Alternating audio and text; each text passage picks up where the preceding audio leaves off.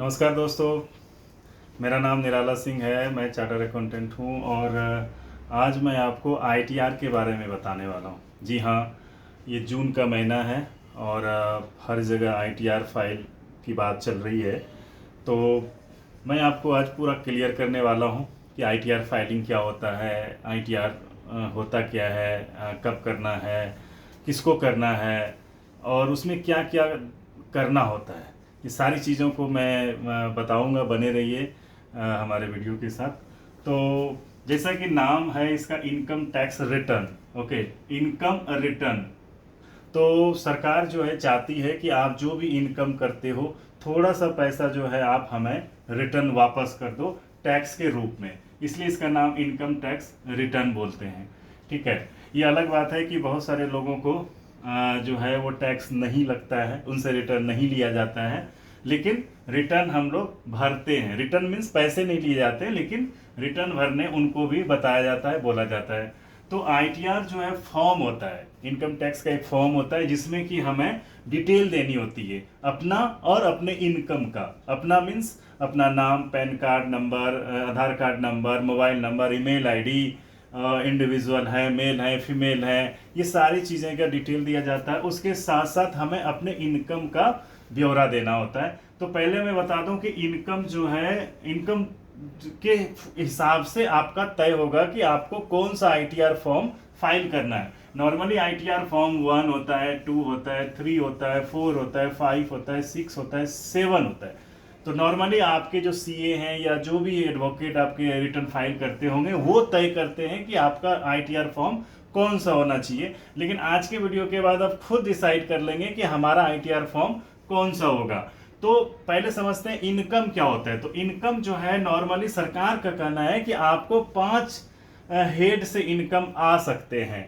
Okay, तो ये 5 head मतलब ये हाथ। ओके, जैसे ये हाथ मुझे दे दो ठाकुर बोला जाता है, तो उसी तरह से ये 5 इनकम जो है वो सरकार बोलता है मुझे दे दो। पहला क्या दे दो? सैलरी। सैलरी बताओ कि आपके पास कितनी सैलरी आती है महीने की और पूरे साल की।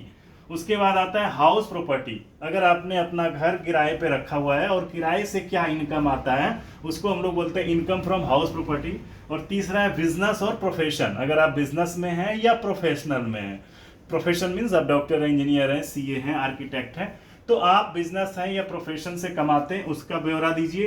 कैपिटल गेन मीन्स अगर आपके पास कोई एसेट्स है, जैसे लैंड है, बिल्डिंग है, अगर आप उसको सेल करते हैं और वहां से अगर आप कुछ इनकम करते हैं तो वो बताना है। और कुछ इंटेंजिबल एसेट्स होते हैं, जैसे शेयर हो गए, बॉन्ड्स हो गए, म्यूचुअल फंड हो गए, अगर आप उसको भी शेयर सेल कर परचेज करते हैं और उससे अगर आप कमाते हैं तो आपको उसको बताना होगा, जो कि long term, short term capital gain होता है। लॉन्ग टर्म मीन्स अगर आपका 12 मंथ से ज़्यादा का प्रॉपर्टी था और आपने बेचा और उससे गेन हुआ तो लॉन्ग टर्म, और अगर 1 साल से कम का है तो शॉर्ट टर्म हो जाता है। और उसके बाद जो ये चारों चीज़ों में जो नहीं आती है उसको हम लोग अदर सोर्स बोलते हैं। अदर सोर्स में जैसे बैंक इंटरेस्ट, अगर आपको कोई गिफ्ट दे दिया, कहीं आपने लॉटरी में पैसे कमा लिए, अगर कोई विडो पेंशन जैसे फैमिली पेंशन अगर किसी को मिलता है, तो ये सब इनकम फ्रॉम अदर सोर्सेज के रूप में जाने जाते हैं। अब क्या आपको ऐसा आप सोचते होंगे कि क्या मैं जितना इनकम कमाता हूँ सारा का सारा क्या सारा टैक्सेबल होता है? जी नहीं, कुछ ऐसे इनकम होते हैं जो एग्जेम्प्टेड होते हैं, बाकी टैक्सेबल होते हैं। एग्जेम्प्टेड कौन से होते हैं? तो कुछ 2 तरह के एग्जेम्प्टेड होते हैं। एक फुल्ली एग्जेम्प्टेड है जिसपे कोई टैक्स नहीं लगता, और एक है हाफ एग्जेम्प्टेड। दैट मीन्स कि एक up to certain deduction, up to certain amount के बाद वो टैक्सेबल बनता है। तो फुल्ली एग्जाम्प्टेड में जैसे एग्रीकल्चर इनकम जो होते हैं वो फार्मर्स के लिए सरकार ने उसको छूट दे दिया है।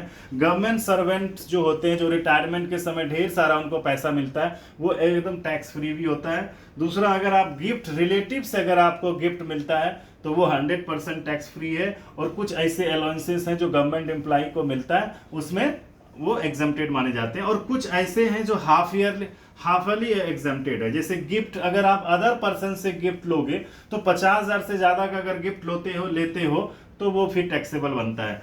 Private limited, private company, private employ को अगर कुछ रिटायरमेंट बेनिफिट्स मिलते हैं, जैसे ग्रेच्युटी मिलते हैं, लीव एलटीसी मिल गए, या कम्प्यूटेड पेंशन हो गए, लीव इनकेसमेंट मिल गए, ऐसे कुछ चीजें हैं जो अप टू सर्टन अमाउंट के बाद वो टैक्सेबल हो जाते हैं। ठीक है। तो ये हो गया इनकम और टैक्सेबल। तो इस पे डिपेंड करता है आपका इनकम जो है उसके हिसाब से तय करेगा कि आपका आईटीआर फॉर्म कौन सा होगा। तो अगर आपके पास सैलरी है और एक घर से रेंट आ रहा है, मात्र 1 हाउस प्रॉपर्टी है और बैंक इंटरेस्ट है, तो आपको आईटीआर 1 भरना चाहिए। जी हाँ। और आईटीआर 2 किसके लिए है? जिसको सैलरी भी है, हाउस प्रॉपर्टी का इनकम, मतलब एक से ज्यादा भी अगर आपका हाउस प्रॉपर्टी है उनसे आ रहा है, और कैपिटल गेन है और अदर सोर्स है, तो आईटीआर 2 फाइल करेंगे। और अगर आपको सारा ये पांचों मतलब salary, house property, business profession, capital gain और अदर सोर्सेस, अगर पांचों ही चीज है तो आपको आईटीआर 3 फाइल करने हैं। और आईटीआर 4 कौन फाइल करेगा? जिसको salary, house property, business profession और अदर सोर्सेस का इनकम है, जिसको कैपिटल गेन नहीं है। और 5 कौन भरेगा? फर्म, पार्टनरशिप फर्म भरेगा आईटीआर 5। आईटीआर 6 भरेगा कंपनी, प्राइवेट लिमिटेड कंपनी होता है। और 7 जो भरेगा वो सोसाइटी, ट्रस्ट और एनजीओ। तो ये 4 तरह के आईटीआर फॉर्म फाइल होते हैं। अब बात आती है आईटीआर फॉर्म फाइल करेगा कौन? तो इनकम टैक्स कहता है कि 7 तरह के लोग होते हैं जिसको आईटीआर फॉर्म भरने होते हैं। कौन कौन 7 तरह के लोग? पहला उन्होंने बोला इंडिविजुअल, मतलब आम आदमी, जो हम लोग इंसान आदमी है उसको इंडिविजुअल बोला। एचयूएफ मतलब फैमिली, अगर एक फैमिली का कोई कंबाइन इनकम है तो उसको एचयूएफ बोला जाता है, हिंदू अनडिवाइडेड फैमिली। तीसरा है association of person and body of individual, जैसे 4-5 लोग 10 लोग मिलके कोई एक ऑर्गेनाइजेशन बना लेते हैं और कुछ काम करते हैं और वहां से कुछ अगर इनकम होती है तो वो टैक्स जो है एओपी और बीओआई के नाम से लगता है। और फर्म, पार्टनरशिप फर्म फाइल करेगा रिटर्न, कंपनी पर एक कंपनी करेगी, और आर्टिफिशियल जुडिशियल पर्सन जैसे मंदिर, मस्जिद, ये लोग करेंगे। और 7वां जो है सोसाइटी और ट्रस्ट। ये 7 तरह के लोग होते हैं जिसको आईटीआर फॉर्म भरने हैं, और अलग अलग और किसका क्या इनकम है उसके हिसाब से आपके आईटीआर फॉर्म भी 7 तरह के होते हैं जो फाइल करने होते हैं। ठीक है। अब ये हुआ आपका इनकम। अब बहुत सारे लोगों को लगता है कि बहुत सारे लोगों को पता नहीं चलता है कि उसको इनकम कहाँ कहाँ से आते हैं। ओके, पूरा साल भर बीत जाता है, इनकम जब मिल जाता है उसको खा पी के पचा लेते हैं, साल के बाद उनको पता ही नहीं चलता है कि मैंने क्या कमाया था, क्या गवाया था। तो अगर आपको जानना है कि इनकम क्या है हमारा, तो आप खुद से पता लगा सकते हैं, और नहीं तो सरकार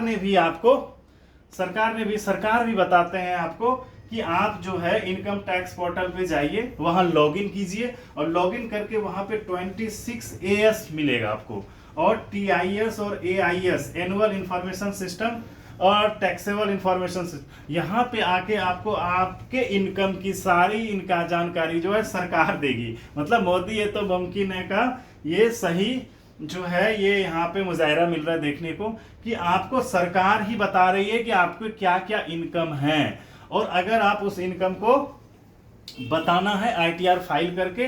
और आईटीआर फाइल करने का जो लास्ट डेट होता है वो 2 तरह का होता है, एक 31 जुलाई है और एक 31 अक्टूबर है। 31 जुलाई उसके लिए होता है जिसका ऑडिट नहीं होता है, ओके, और जिसका ऑडिट होता है उसका 31 अक्टूबर होता है। बस 2 ही डेट है, इसको याद रखिए। और अगर आपने इस डेट को मिस किया तो क्या होने वाला है? अगर आपने जुलाई का डेट मिस कर दिया, आपने जुलाई के पहले लेट फाइन, जुलाई तक आपका कोई लेट फाइन नहीं लगता है, आराम से रिटर्न भर सकते हैं। उसके बाद जुलाई से दिसंबर के बीच में आपको 5000 का लेट फाइन लगेगा, और आफ्टर दिसंबर के बाद वो मार्च तक 10,000 का लेट फाइन लगेगा, और मार्च के बाद आपको ये रिटर्न भरने नहीं दिया जाएगा। मार्च के बाद आप अपडेटेड रिटर्न भर पाएंगे।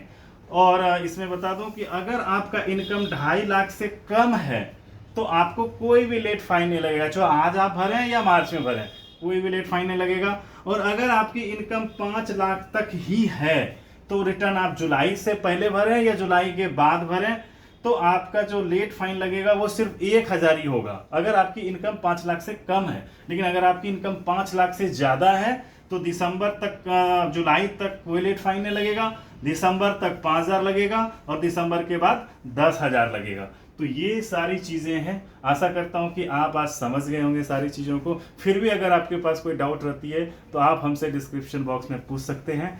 आज के लिए इतना ही। Thank you, bye bye.